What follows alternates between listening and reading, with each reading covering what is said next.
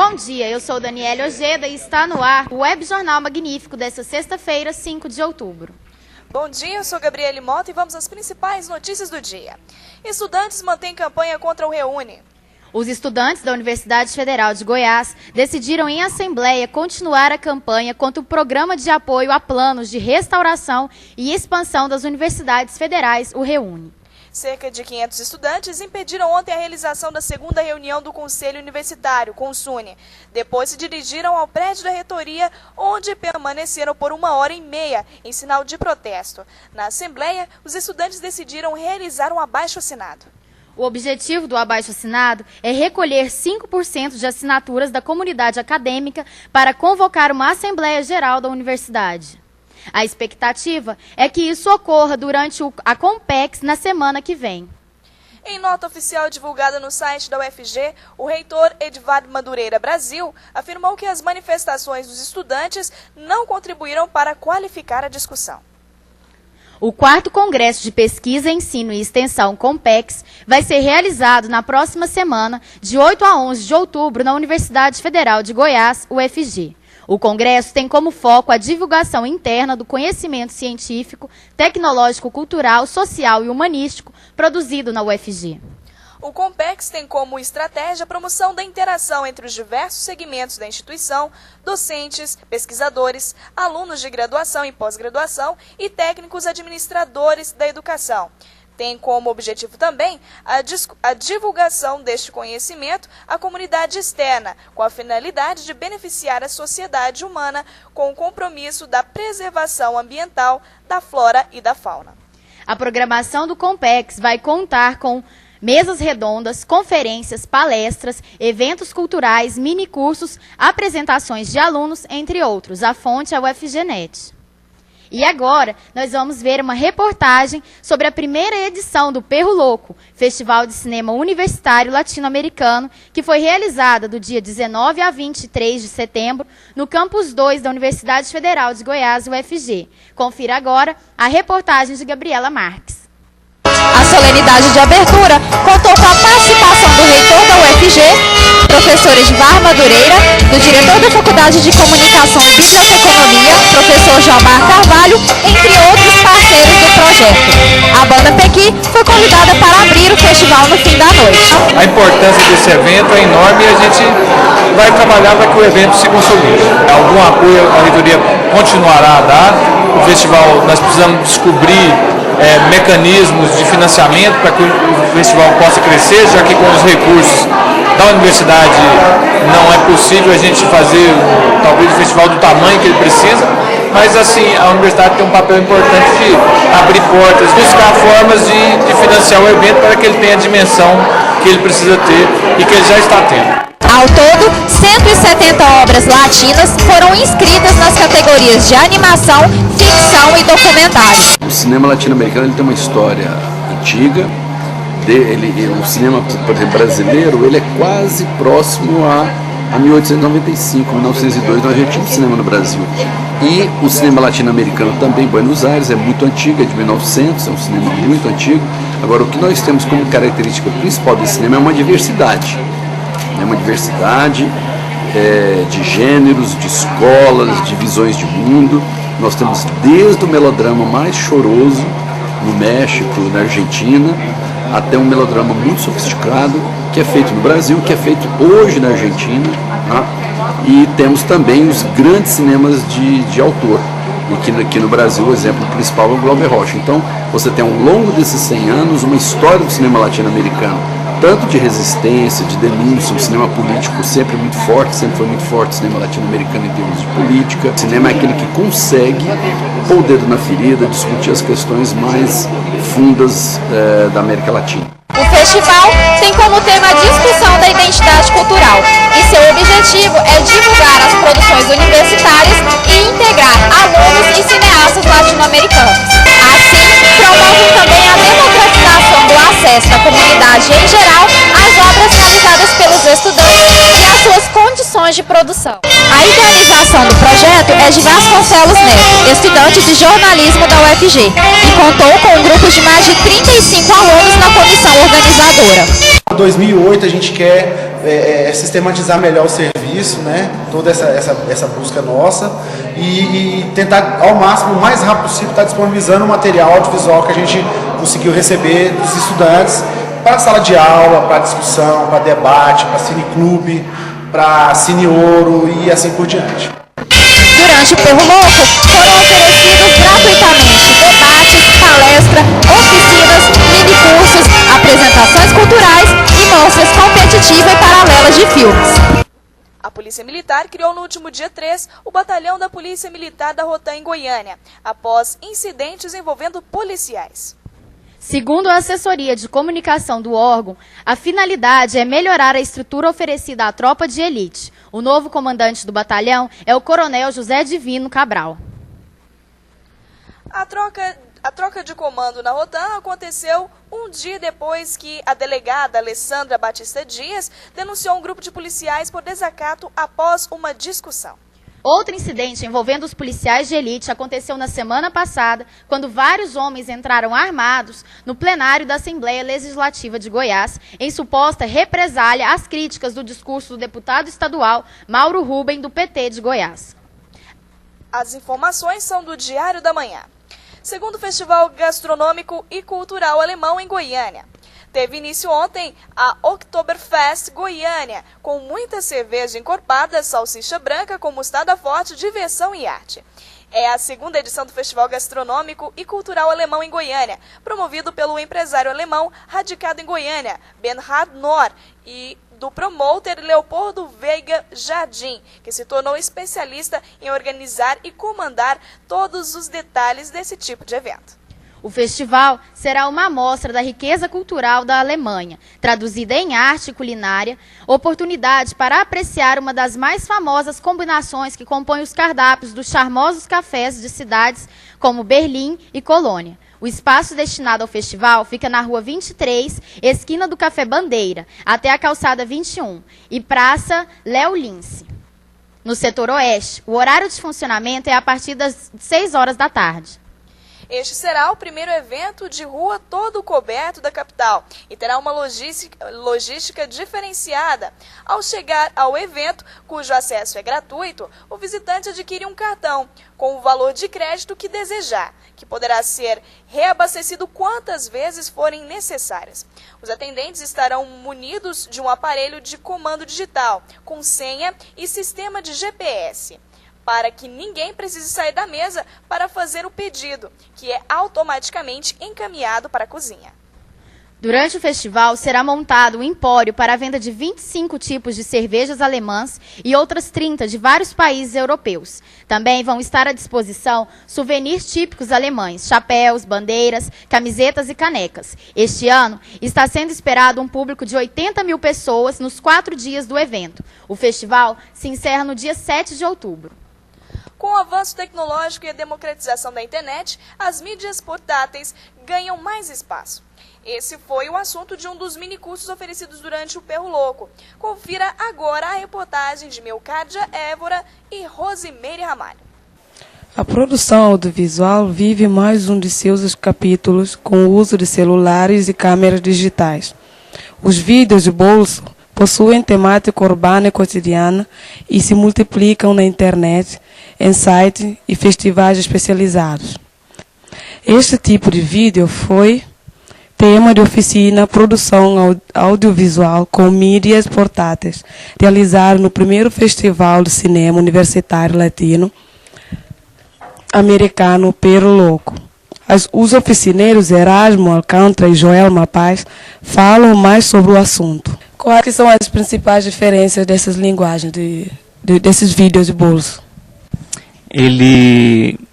A tela é menor, né? O telefone celular tem uma resolução de aproximadamente 320 por 240 megapixels. Então, a janela é menor e as possibilidades de enquadramento são diferenciadas. A câmera está sempre na mão, né? Você está sempre com a câmera na mão e você só consegue capturar com essas câmeras que estão disponíveis hoje no mercado. Você captura filmes, trechos curtos, né? Trechos de poucos segundos. As melhores câmeras captam 1 minuto, 2 minutos. Então, são trabalhos que dependem dessa condição tecnológica disponível ainda. A tendência é que, com o passar do tempo, a tecnologia se aperfeiçoe, a qualidade da imagem melhore e as possibilidades de que o resultado do trabalho capturado com um telefone celular comece a se equiparar com os trabalhos capturados com câmeras digitais. Como começou a história de vocês com esse tipo de produção? Na Fractal, a gente trabalha com as fronteiras da linguagem e da expressão. E fazendo pesquisas relacionadas a essa fronteira, o que está no limite da construção da imagem, a gente acabou encontrando manifestações com o vídeo de bolso. E o interesse foi muito grande, imediato, e começamos a fazer pesquisa via internet mesmo. Mas desde o início a ideia, a gente é muito claro perceber que é tudo muito novo. Então a ideia não foi fazer pesquisas isoladas, eu no meu canto, o Erasmo no dele, ou ver quem que estava fazendo as coisas. A ideia era que na troca a gente conseguisse construir um pensamento e desenvolver trabalhos. Então desde o início da pesquisa a gente já foi formulando oficinas, palestras e tentando fazer essa discussão com outras pessoas que tivessem interesse, porque é tudo muito novo. Então a intenção era construir um trabalho e um questionamento para que a gente pudesse produzir, conhecendo um pouco mais da ferramenta. Então tudo inicia da curiosidade mesmo, na pesquisa da imagem. E se essa é uma ferramenta nova, então vamos investir nela. Acho que é interessante a gente contextualizar a participação dessa oficina no Perro Louco. É bacana a gente trazer esse debate para dentro da universidade. Ele está acontecendo lá fora e a gente sentiu no diálogo com o pessoal que participou da oficina essa necessidade de trazer o debate para dentro da universidade. É uma coisa que tem muita força lá fora. E tem muita coisa nova e boa surgindo que a universidade não tem acompanhado. E eu acho bacana fazer essa oficina dentro do Perro Louco. Agora você confere a entrevista com a professora Lúcia Rincon, da Universidade Católica de Goiás, UCG, com o repórter Leandro Prado. Bom dia. No bloco magnífico de entrevista hoje, a gente vai conversar um pouco com a professora Lúcia Rincon. Lúcia Rincon é mestre em História pela Universidade Federal de Goiás e atualmente é professora da Universidade Católica. Ela é diretora do Centro Popular da Mulher, conselheira da revista Presença da Mulher e ela também é filiada ao PCdoB, Partido Comunista do Brasil. E, acima de tudo, Lúcia traz em suas ações a alma e a voz da mulher moderna. Bom dia, Lúcia. Bom dia. Eu gostaria de começar a entrevista assim, falando um pouco a respeito dessa questão da mulher, assim, que você está bem, atua muito nessa área, né? Queria que você falasse para a gente um pouco como é que que se dá a participação da mulher atualmente na política, como é que é a representação da mulher na política. Muito fraca, né? Ainda temos muito caminho a percorrer. Embora nós tenhamos excelentes exemplos de avanços da participação da mulher na política, o espaço público, de uma forma geral, ainda é muito negado à participação da mulher. As condições concretas que a sociedade cria também para que a mulher exerça papéis no espaço público também são muito precárias, né? As tarefas, os papéis sociais aos quais a mulher está destinada, entre aspas, né? E que são exigidos da mulher ao longo das diferentes etapas da vida, dificultam muito uma participação de um número maior de mulheres. Eu acho que isso de um lado. Você entrou há 30 anos, você já está afiliado ao Partido Comunista, né? Você teve essa dificuldade para entrar e ingressar nesse caminho político, assim, no partido? Então, sabe que eu nunca parei para pensar, mas eu particularmente, né? Na verdade, eu venho de uma situação privilegiada, né? Eu pertenço a uma família que mexia com política no interior de Goiás. Então, participar da política já era algo bastante natural na nossa, onde eu vivia. Então, os limites a essa participação eram menores.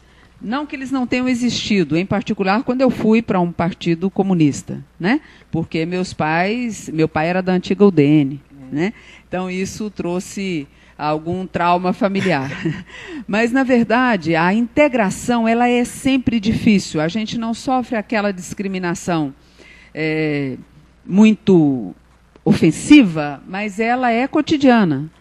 Quando a gente fala, parece que as pessoas ouvem menos, o conteúdo que você coloca parece que é menos importante. Aí, quando um homem fala a mesma coisa que você está falando, aí todo mundo presta atenção e dá encaminhamento, né? Aí você fala, mas eu falei isso 2 reuniões atrás e ninguém prestou atenção e tal. Então, isso é algo que as mulheres vivenciam muito, né? E existe muito essa criação de valores, assim, tentando limitar um pouco a participação da mulher na sociedade pública, né?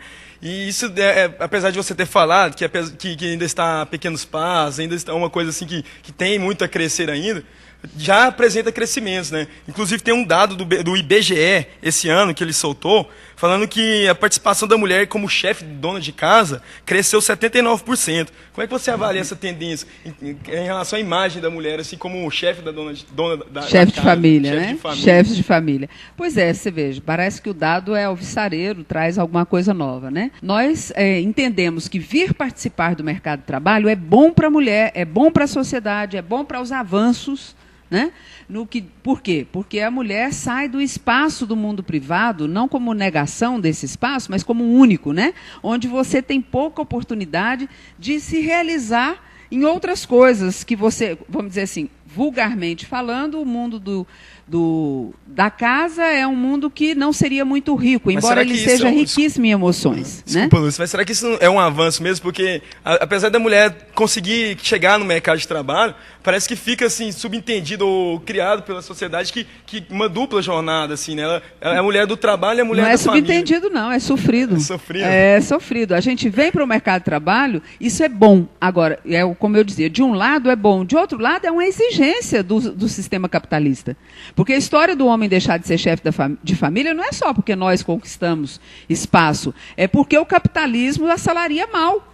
Mais gente assalaria mal. E para dar conta de sustentar a família, as mulheres também vêm para o mercado. E quem são essas mulheres que são chefes de família? Em maioria, é mais um sinal da precarização do trabalho e da miséria da população, porque as mulheres estão, em grande maioria, no mercado de trabalho, lá no mercado informal, onde os assalariados são piores pagos, vamos dizer assim, né, é onde nós somos maioria. E por que é que nós somos chefes? Porque os homens foram embora. E como é que os meios de comunicação passam essa imagem para a mulher? Você que lançou um livro chamado A Imagem da Mulher e o Trabalho na Telenovela Brasileira, né, analisando 2 novelas da Rede Globo. Como é que você analisou o meio de comunicação, o produto cultural, enfatizando essas características, assim? Então, esse trabalho é fruto da minha dedicação ao doutorado, né? Na verdade, o trabalho final aí do meu doutorado, a minha tese. Nos meios de comunicação, quer dizer, é senso comum e é verdade, né? A gente já sabe, não precisava nem investigar para ver isso, que as imagens são para reafirmar os papéis dominantes e necessários à continuidade da reprodução do capital, né? Então, para isso, a mulher tem que continuar submissa, passiva, né? E majoritariamente dedicada ao espaço público, aos filhos. Então, eu fiz um recorte chamando Imagem de Mulher e Trabalho, alguns recortes. O primeiro é esse, Imagem de Mulher e Trabalho. Por quê? Para ver se pelo menos aquelas mulheres que apareciam como pessoas dedicadas e realizadas no mundo do trabalho eram valorizadas. A constatação é que não é, né? Essas que se realizam plenamente no mundo do trabalho, ou elas são tratadas como palhaças, ou, como dizia Benjamin, como um bufão, né? Ou elas recebem um destino trágico, né? Por exemplo, a Juliana Paz, no seu primeiro papel, ela é engravida do patrão, ela tem a maior tranquilidade de viver a sexualidade dela, independente de ser com o patrão ou com quem quer que seja, né? Ela engravida e porque ela cometeu esse pecado, entre aspas, de engravidar do patrão e não se arrepender de jeito nenhum, ela é morta, né? o final da novela, ela recebe o destino de...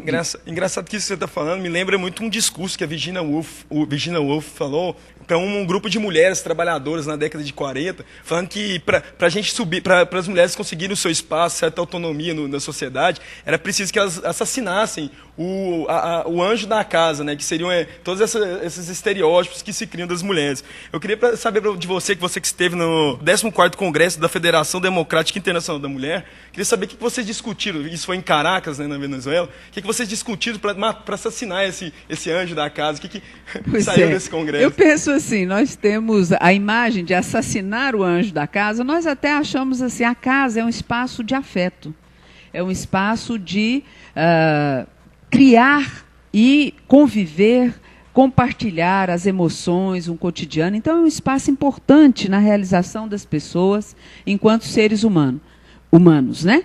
O problema da casa é quando ele é opressor, quando é o único espaço que você tem e você é totalmente ignorada. Então, eu assassinaria aquela rainha do lar, né? Eu assassinaria a rainha que não tem cedro, não tem coroa, né? Não tem nenhum reconhecimento de um valor público. Essa rainha do lar precisa morrer.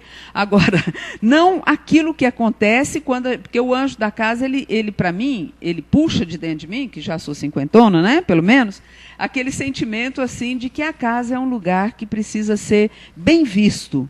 Assim como a mulher no espaço público precisa ser bem vista. Então, esses valores da casa precisam ser resgatados no espaço público.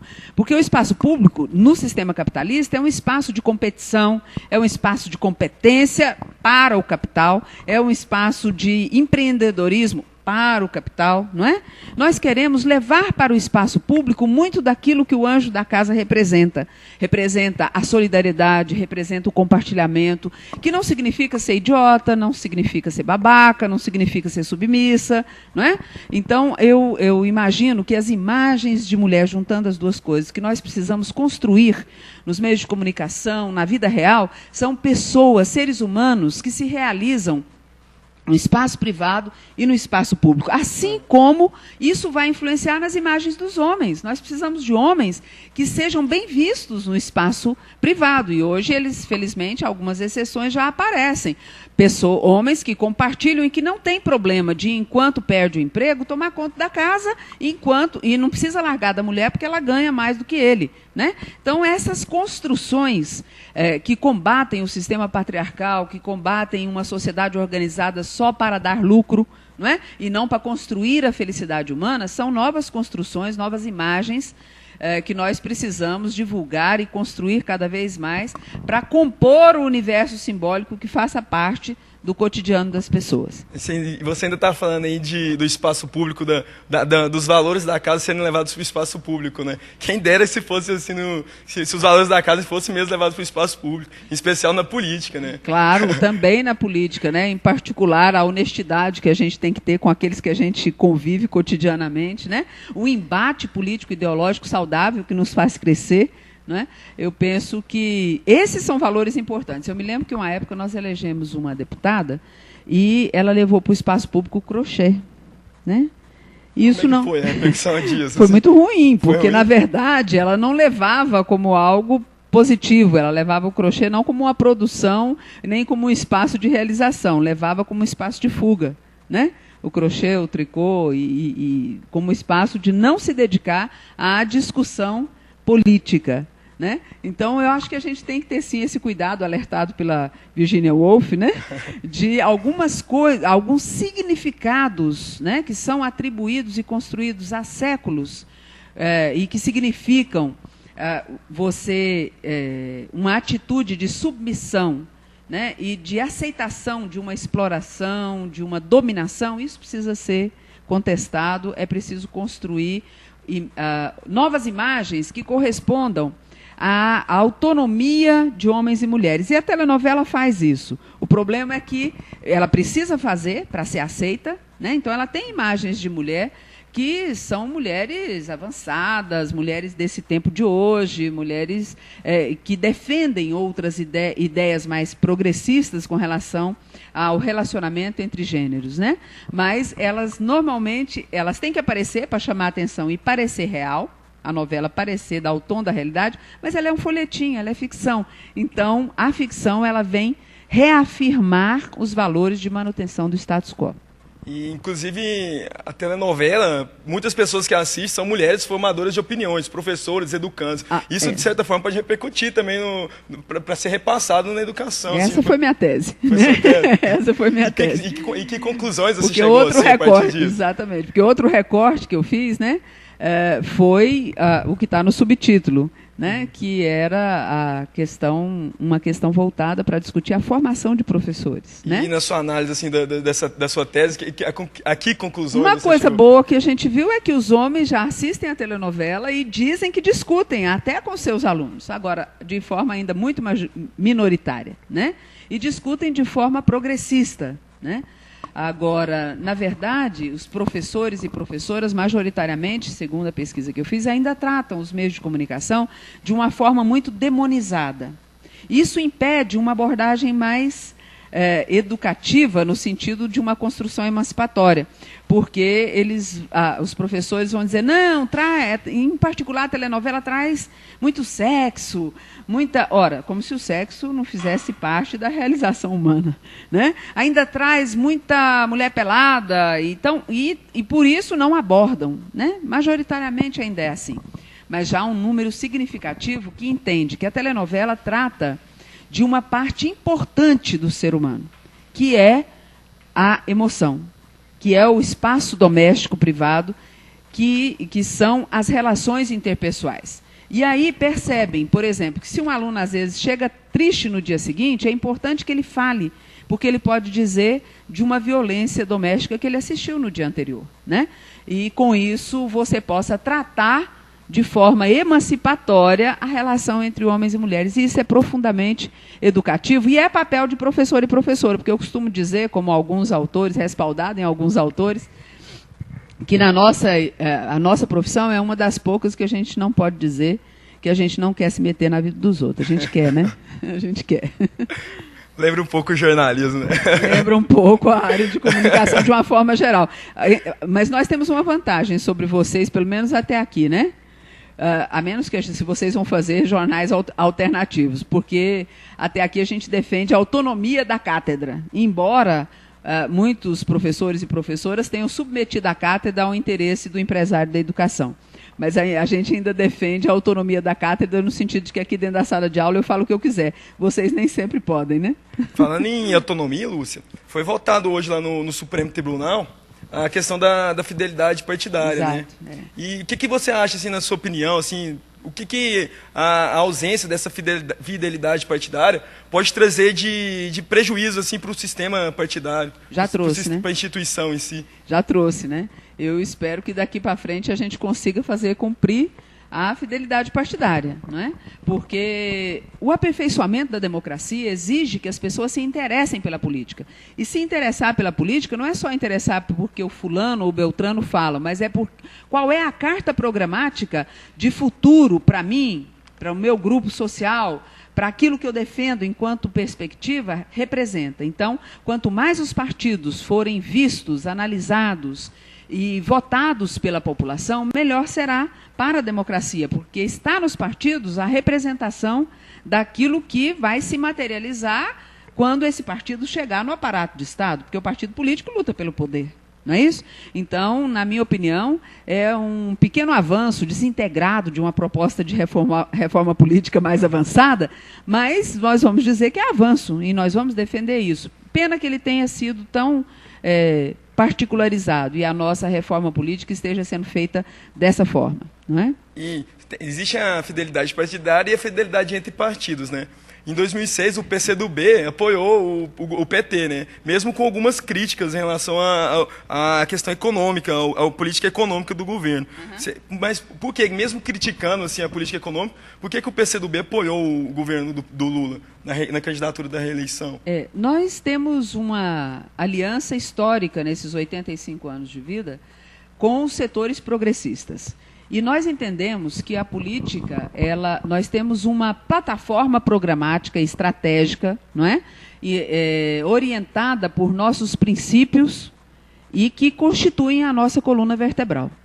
Ao longo desses 85 anos, dependendo da conjuntura, nós vamos fazendo sempre alianças pela esquerda, com quem aponta para o avanço da sociedade brasileira. Por que é que eu estou resgatando isso?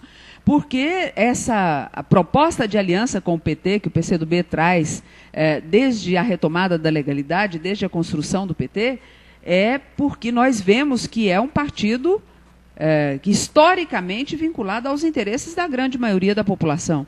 E apontamos, muitas vezes, defendemos candidaturas do PT mais do que os próprios petistas. Não é? Por exemplo, na crise do Mensalão, o Aldo Rebelo defendeu muito mais o governo Lula do que muitos dos expoentes do PT.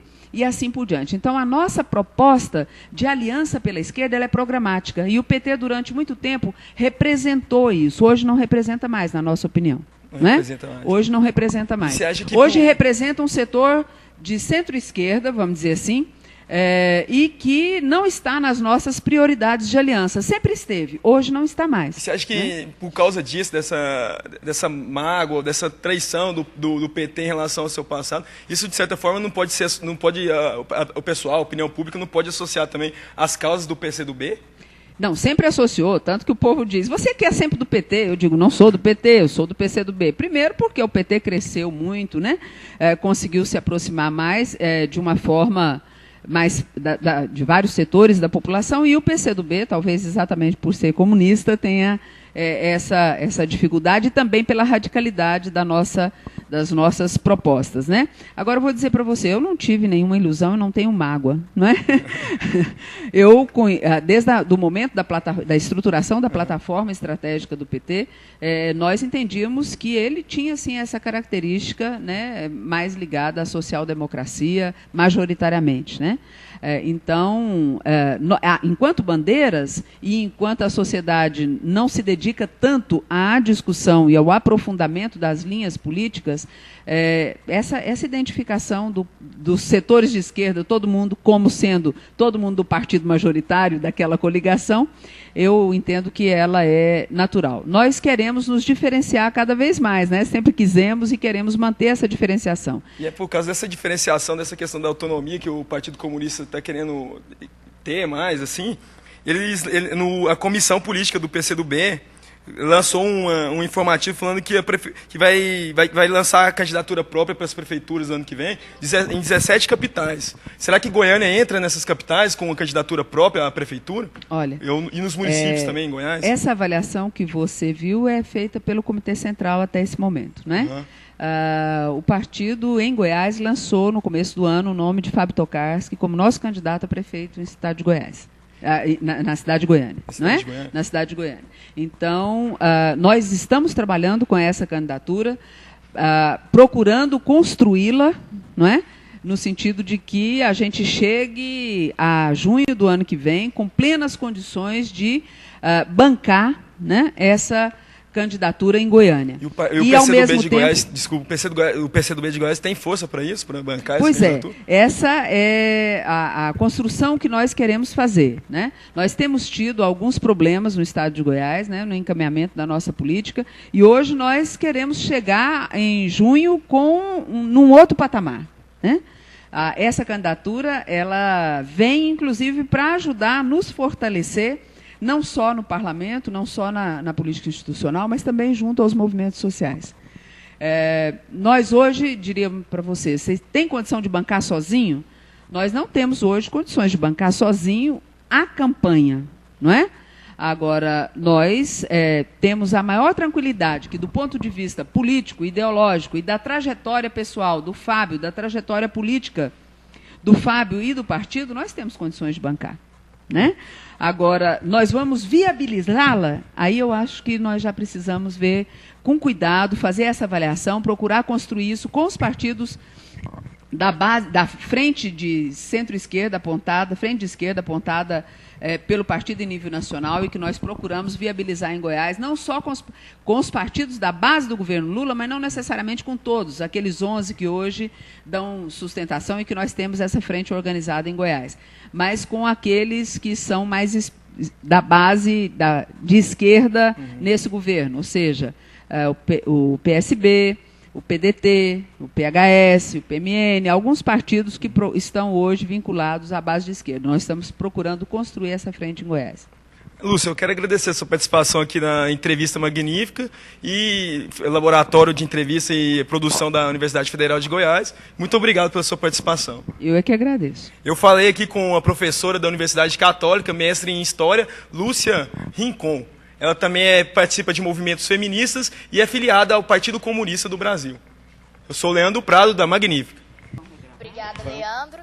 E parlamentares que trocaram de partido perdem mandatos. A partir de agora, os deputados que deixarem os partidos pelos quais foram eleitos vão perder seus mandatos. A decisão é do Supremo Tribunal Federal, STF, que votou a favor da fidelidade partidária. A nova interpretação só é válida para os parlamentares que trocaram de partido depois do dia 27 de março deste ano. O entendimento é do Tribunal Superior Eleitoral, o TSE. A sessão, que durou cerca de 9 horas, julgou mandatos de segurança dos partidos PPS, PSDB e DEM. Os partidos pedem a devolução dos mandatos de deputados infiéis e a determinação de posse dos suplentes. O julgamento é referente a 23 deputados, mas pode abrir precedentes para os casos semelhantes desde outubro do ano passado. 46 parlamentares trocaram de partidos. As informações são do site Última Instância. A CPI do apagão aéreo aprova relatório que isenta a ANAC. Com 14 votos a favor e 6 contra, a CPI do apagão aéreo aprovou nesta quarta-feira o relatório do deputado Marco Maia, do PT do Rio Grande do Sul. O relatório não pede o indiciamento da cúpula da ANAC pela crise enfrentada pelo setor desde a queda do voo 1907 da Gol. Maia alegou que faltaram elementos para indicar a culpa dos ex e atuais diretores da agência e falta de tempo para colher os depoimentos necessários, mas disse ter sido duro ao relatar indícios de envolvimento dos diretores da agência em supostos atos ilícitos e que pediu a investigação do Ministério Público. O teor do relatório de Maia gerou reações da oposição, que apresentaram votos pedindo o indiciamento de diretores da ANAC e da Infraero. As informações são da Folha de São Paulo. Dia Internacional do Sem Teto. No primeiro dia de outubro foi comemorado em todo o mundo o Dia Internacional do Sem Teto. O Brasil, país que ainda enfrenta problemas graves de moradia, foi um dos palcos de muitas manifestações e reivindicações de várias entidades e movimentos sociais, como a União dos Movimentos de Moradia em São Paulo e a União Nacional por Moradia Popular. Na manifestação, os pedidos feitos ao governo brasileiro foram saneamento ambiental, uma moradia digna, transporte público, educação, cultura, respeito à diversidade, democracia e participação popular, implementação de políticas urbanas afirmativas para as mulheres nas cidades, entre outros. A repressão, violência e outras criminalidades é o que o Sem Teto tem recebido por parte do governo. Na maioria das suas manifestações, no entanto, o governo não considera o assunto como um problema social, mas sim como um problema de segurança. Em São Paulo, foram presos manifestantes GG e Nelson em plena reivindicação dos seus direitos à habitação, direito básico garantido na Constituição brasileira. A reitoria da Universidade Federal da Bahia, UFBA, foi invadida pelos estudantes desde a noite do dia 1º de outubro. Os funcionários da cozinha se recusaram a trabalhar nesse dia devido a um vazamento de gás. A motivação da invasão é devido à fome. Um vazamento que ocorre há muito tempo fez os funcionários do restaurante universitário da Residência da Vitória passarem mal e se recusarem a trabalhar, exigindo uma solução da reitoria. Tudo isso vem se agravando por causa do não atendimento da assistência estudantil, que é totalmente desprezado na UFBA. Na Assembleia do dia 2 de outubro, os representantes das residências universitárias disseram que não tomariam mais a frente do processo se o vice-reitor da UFBA assinasse o documento que garantia as pautas emergenciais. Os estudantes da Universidade de São Paulo, USP, também lutam pelo mesmo motivo. Entre as reivindicações estão refeições aos domingos, transportes nos fins de semana e a construção de 198 moradias. o que mostra a mesma demanda dos estudantes de ambas as universidades. O filme brasileiro, O Ano em que Meus Pais Saíram de Férias, vai concorrer a uma vaga para disputar o Oscar 2008 de melhor filme estrangeiro. O filme, do diretor Karl Hamburger, derrotou outros 17 concorrentes, entre eles o favorito Tropa de Elite. O júri, que escolheu um indicado brasileiro, diz que a decisão foi pensada nas chances que cada filme teria na competição. O longa de Karl Hamburger demonstrou ser o mais competitivo porque se enquadra no perfil histórico dos vencedores de cerimônias passadas.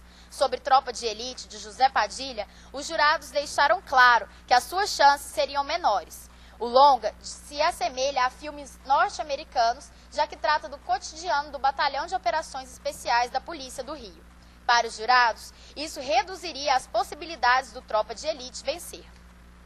A organização do Oscar vai selecionar 5 filmes entre vários países para concorrer à categoria de melhor filme estrangeiro. A Academia de Ciências de Hollywood vai anunciar os finalistas no dia 22 de janeiro de 2008. Essa matéria é do site Jornal O Estadão de São Paulo.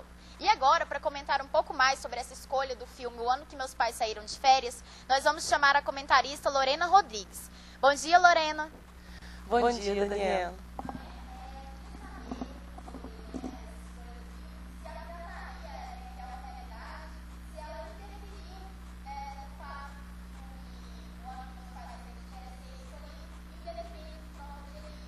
Assim, uma popularidade bem grande por causa da pirataria.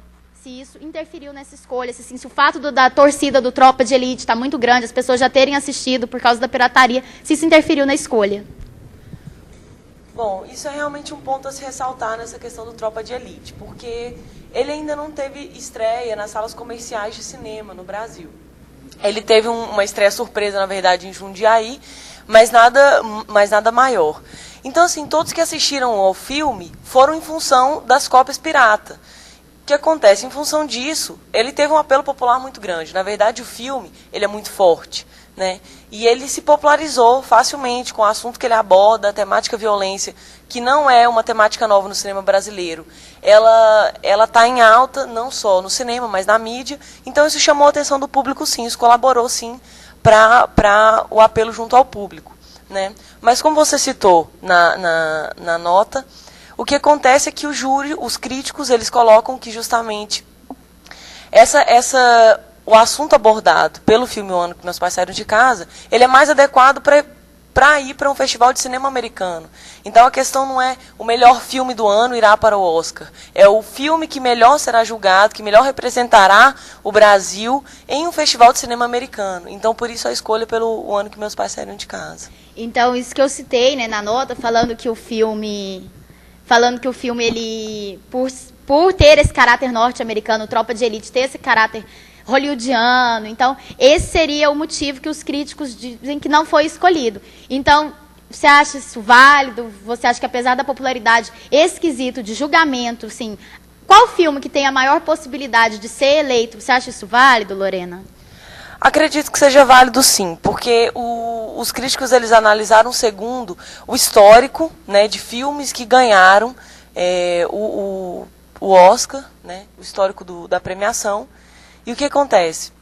A temática do filme é muito interessante para o júri, né? A temática com criança é interessante para eles, é uma temática que geralmente ganha respeito frente a eles, esse tom humanístico de tratar a família, a criança, num período difícil politicamente, que é a ditadura militar, né? Então, assim, também não se pode desmerecer o filme, apesar da popularidade do Tropa de Elite, não se pode desmerecer o filme, que é um filme muito sensível, muito bonito, né? Que tem uma participação belíssima, assim. O Ano em que Meus Pais Saíram de Férias. Isso, O Ano que Meus Pais Saíram de Férias. Então, apesar da popularidade do Tropa de Elite, não pode se desmerecer a sensibilidade do ano. O que foi vencedor. Obrigada, Lorena, pelos comentários. E agora nós vamos conferir notícias sobre o esporte. Brasil perde para Cuba nas semifinais do Pré-Olímpico Feminino de Basquete. As cubanas vão enfrentar os Estados Unidos no final da competição. Já o Brasil vai disputar o 3º lugar contra a Argentina. Com a derrota, a seleção feminina não consegue se classificar para as Olimpíadas de Pequim em 2008. Apenas o campeão da competição garante vaga nos Jogos Olímpicos. O basquete feminino ainda vai ter uma chance no pré-olímpico mundial no início do ano que vem. Na competição, 12 equipes vão disputar 5 vagas para Pequim. Agora notícias internacionais. A Scotland Yard defende a ação que resultou em morte de Jean Charles de Menezes. O advogado de defesa da Scotland Yard disse que a morte do brasileiro foi um erro, mas não um crime. Um relatório publicado neste ano revelou atrasos e problemas de comunicação com o rádio. De acordo com o documento, houve confusão sobre se Menezes era apenas um suspeito ou se havia ordens expressas para atirar contra ele. Os policiais de baixa hierarquia envolvidos no episódio foram inocentados do inquérito.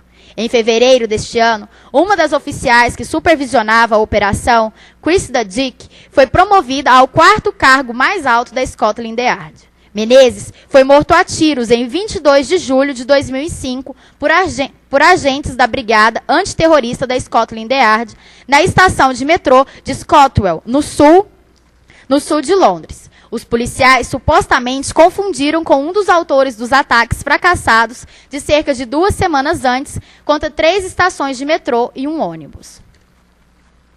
O julgamento do ex-ditador peruano Alberto Fujimori foi adiado.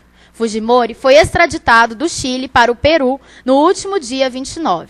Ele é acusado de cometer diversos assassinatos e corrupção durante seu governo na década de 90. Há mais de um mês, o povo peruano protesta pela condenação de Fujimori. Ele